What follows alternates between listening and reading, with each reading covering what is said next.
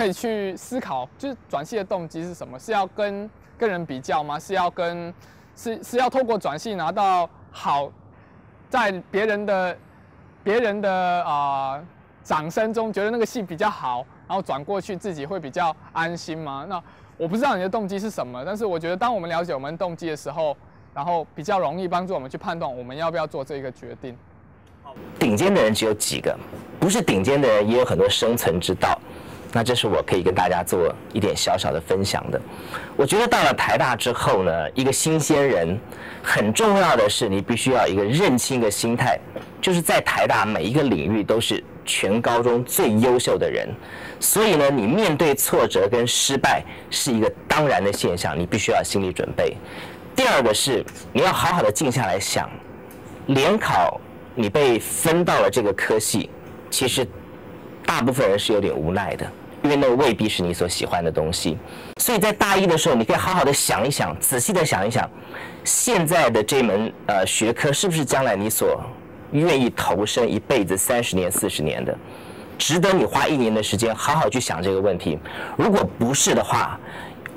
我个人的经验是，值得你花3、5年去改变这个现象。你要问自己，我到底对什么事情有兴趣？我很鼓励同学们要去学自己有兴趣的课程。然后第二就是要学习可以帮助你一些基本的，在大学里面要训练好的一些基本的能力的课程。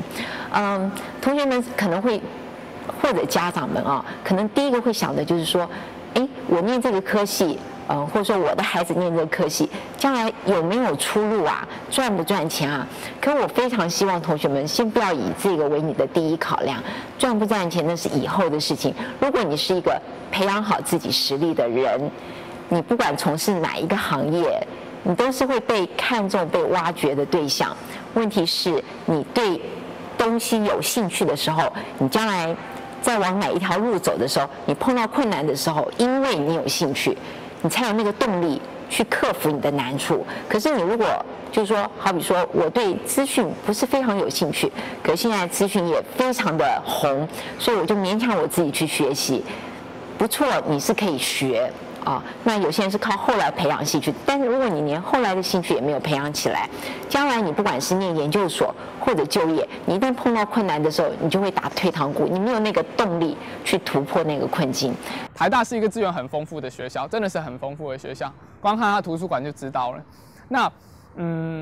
在这里也有很丰富的老师的资源，有很丰富的课，不同的课，以至于我去善用这个机会，我去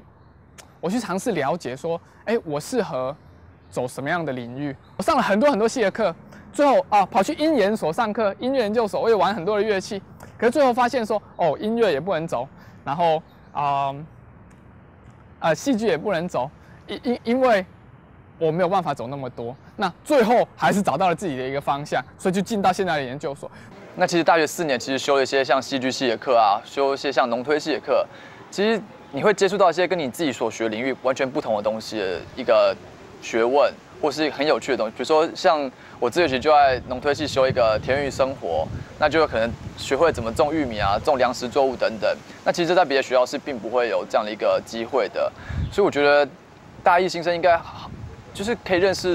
可以去那么多学院修不同的课，我觉得应该多利用一下。台大真的是资源非常的丰富啊，特别是台大这几年为学生，特别是为新生准备了很多很好的策略，其中有一个就是学习中心。例如说，我这边给大家看2张海报啊。那这2张海报的话，都是台大有一个教学发展中心。那教学发展中心，它常常会做几件事情。我先讲跟同学最相关的第一件事情，好比说微积分啊，糟糕，我微积分学不好，或者说我原来从文学院，我现在想要转理工科，他们一定要微积分，那我微积分不会，我怎么办？学校替你们预备了小老师。就是在学校有在固定的空间，在图书馆的地下室学习教学发展中心的里面，学校去帮你们找了每一个领域，好比说普通化学、微积分、物理或等等什么科目，这各科学习最好的同学成为小老师，而这些小老师是学校付费给他们，他们有时间表，在那个时间表他就是等在那里，学校有任何一个同学有需要他，你只要去约那个时段，你就可以去，而且在那边呢是1对1的教学。是同学教同学，所以你就不会担心说，哎呀，我今天要去面对的是一个老师，我如果问了一个很糗的问题怎么办？不用。我觉得第一当然是要看自己的兴趣，然后第二就是看他转系的标准能不能够觉得自己的能力能不能够胜任，然后第三个就是一定要就是至少详细的去看一下他课程，就是那个系他提供的课程，你有没有对那课程有所展望，或是你真的是不是想要念这些课程？那如果就是加上这些综合的评估之后，就可以稍微的在这么多科系里面选出一些目标，然后再询问师长和朋友的意见，最后再定出比如说2、3个志愿这样子，然后去努力。